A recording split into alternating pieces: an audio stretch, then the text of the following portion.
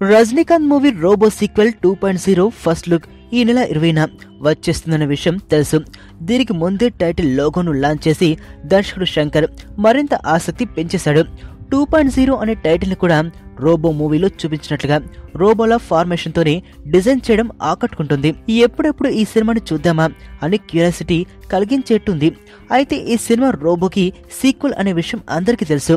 మరి రోబో అనే పేరు లేకుండా కేవలం 2.0 అనే టైటిల్ ఎందుకు పెట్టారన్నది పాయింట్. రోబో అనే మూవీని తీసిన దర్శకుడు శంకర్ అయినా, నటించినది సూపర్ స్టార్ అయినా, నిర్మాత మాత్రం మారిపోయాడు.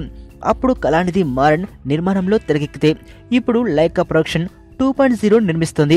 ఇలాంటి సూపర్ హిట్ మూవీకి సీక్వెల్ ని వేరే సంస్థ తీయాలంటే భారీ మొత్తాన్ని ముట్ట చెప్పాల్సి వచ్చే ఛాన్స్ ఉంటుంది. రోబో 2 అనే పేరు పెడితే టైటిల్ దగ్గర సమస్య రావచ్చు. అదే 2.0 అయితే ఆ అవకాశం ఉండదు. ఎలాగో చిట్టి రోబోకి 2.0 అంటూ ఏఆర్ రెహమాన్ ఇచ్చిన బీట్ బాగానే జనాల్లోకి వెళ్ళిందిగా, అందుకే ఇలా 2.0 టైటిల్ పెట్టారని అర్థం చేసుకోవచ్చు. నీ స్నేహితుడు ఎవరో తెలిస్తే నీ క్యారెక్టర్ తెలుస్తుంది. నీ శత్రువు ఎవరో తెలిస్తే నీ కెపాసిటీ తెలుస్తుంది.